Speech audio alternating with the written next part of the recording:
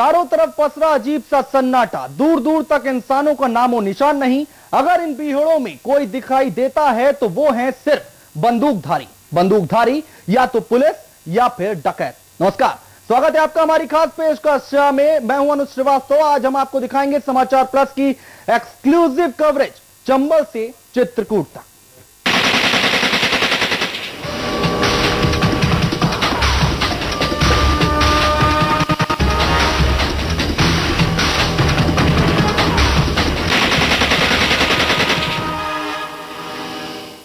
सबसे पहले एक नजर इस बीहड़ की तस्वीर पर। दूर दूर तक घना जंगल,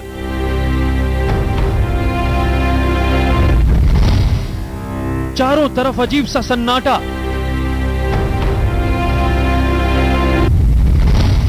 इस बीहड़ में कदम रखते ही होता है दहशत का एहसास। इस सन्नाटे में घूमते डकैत, गांव वालों का है बुरा हाल। जुल्म सहो या बागी बनो, क्यों उठाई बेटे ने बंदूक।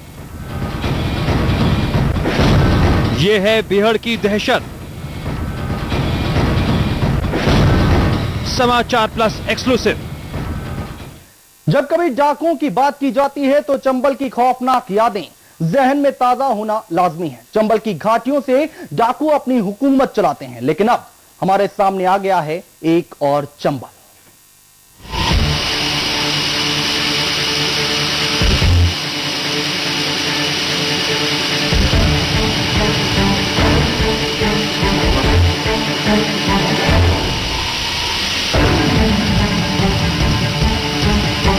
चंबल की घाटी,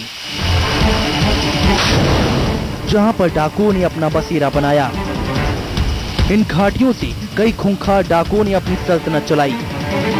कई डाकू अपने नापाक मंसूबों में कामयाब रहे तो कई पुलिस की गोली का शिकार। यहाँ के डाकुओं की फहरिस्त जगजीवन परिहार, दयाराम गरडिया, निर्भय गुर्जर, हजरत रावत गिरोह जैसे खूंखार नाम शामिल हैं, जिनको पुलिस ने मौत के घाट उतार दिया।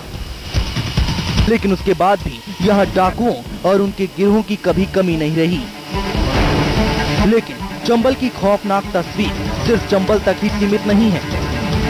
अब हमारे सामने आ गया है एक और चंबल, और वो है चित्रकूट की घाटियां, जहां पर चलता है तो सिर्फ और सिर्फ इन डाकुओं का सिक्का।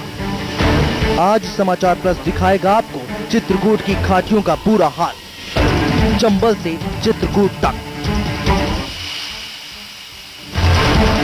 अब्दुल मुबीन, चित्रकूट, समाचार प्लस।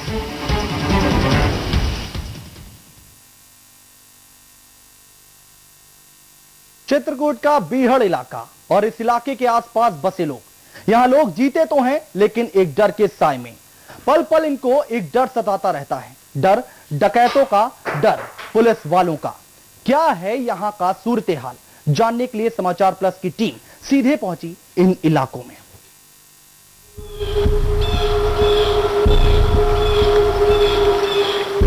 मीलों दूर फैला बियावान बीहड़। पूरा इलाका चारों तरफ से बड़े बड़े पेड़ों से ढका हुआ है। आसमान चूमते पहाड़। इस तस्वीर को देखते ही अपने आप दिल में एक खौफ घर कर जाता है।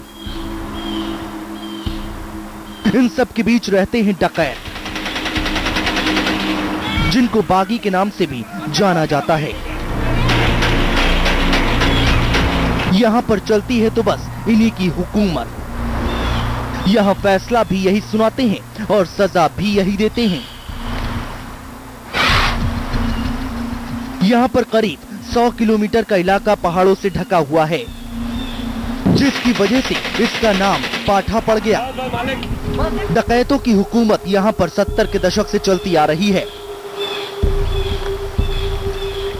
उस दौर से ये इलाका डाकुओं का गढ़ बना हुआ है। इस बीहड़ में कुख्यात डकैतों की एक लंबी फहरिस्त है, जिन्होंने यहाँ आतंक की वो खौफनाक इबारतें लिखी जिन्हें आज तक कोई मिटा नहीं सका। बीते 5 दशकों से चल रहा डकैतों के आतंक का सिलसिला आज तक थमा नहीं।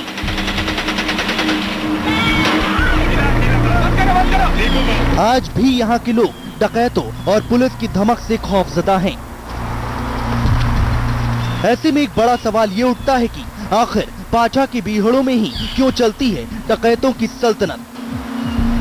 क्यों यहाँ के युवा गुमराह हो चल पड़ते हैं बीहड़ की राह?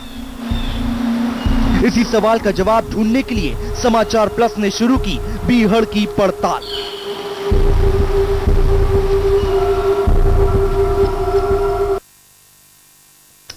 जैसे जैसे समाचार प्लस की टीम आगे बढ़ रही थी, वैसे वैसे हमारे सामने एक नई कहानी आ रही थी। मन में कई सवाल कौंध रहे थे कि आखिर क्यों लोग बीहड़ के रास्ते पर चल रहे हैं, आखिर क्यों पुलिस कुछ नहीं कर पाती। इन सब के बीच सबसे पहले हमारे सामने आया गांव वालों का दर्द।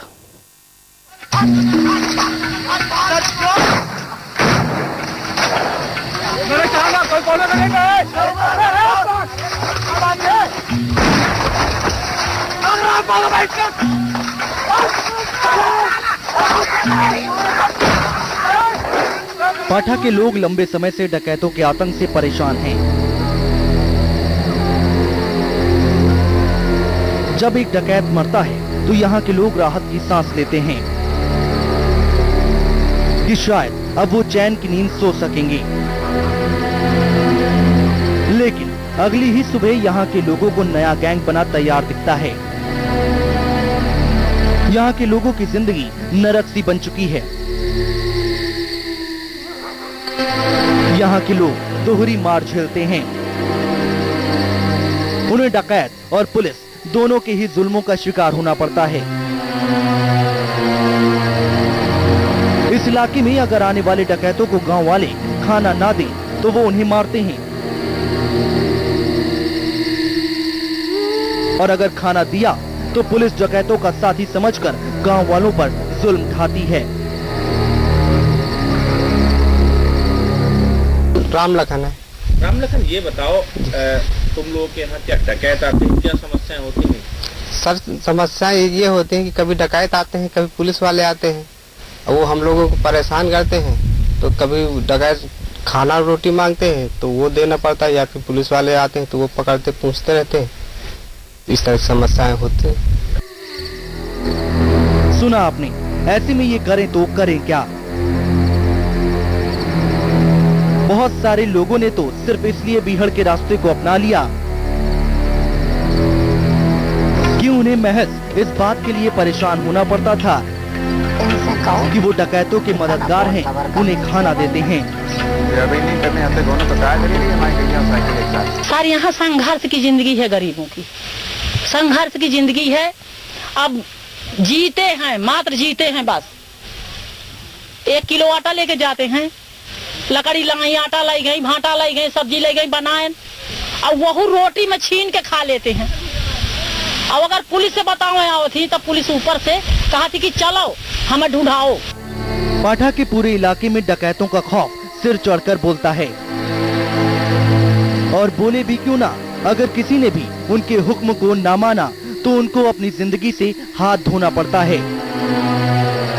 ये तो बात थी गांव वालों के दर्द की, लेकिन मन में अब भी कई ऐसे सवाल घूम रहे थे जिनका जवाब अब तक हमें नहीं मिल पाया था। आखिर क्यों कोई जानबूझकर इस रास्ते को अपना लेता है?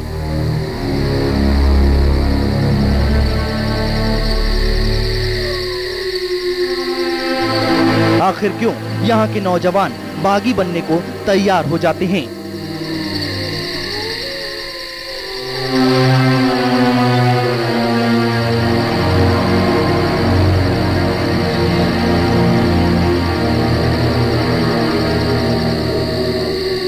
यहाँ पर रुक रहे हैं एक छोटे से ब्रेक के लिए। ब्रेक के बाद दिखाएंगे बीहड़ की बाकी की तस्वीर।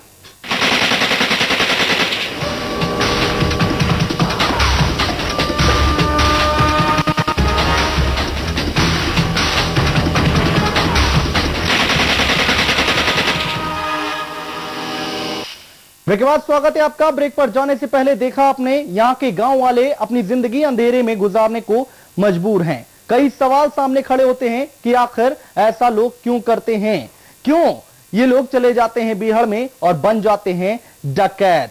कभी पुलिस वालों की हनक तो कभी डाकुओं की धमक। ना कोई रास्ता, ना किसी की मदद और ना ही कोई काम।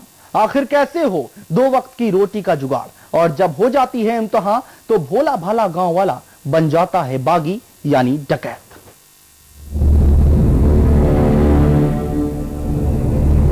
एक अजीब सा खौफ है इन पहाड़ियों के बीच में, जिसको यहाँ का हर एक शख्स पल पल महसूस करता है।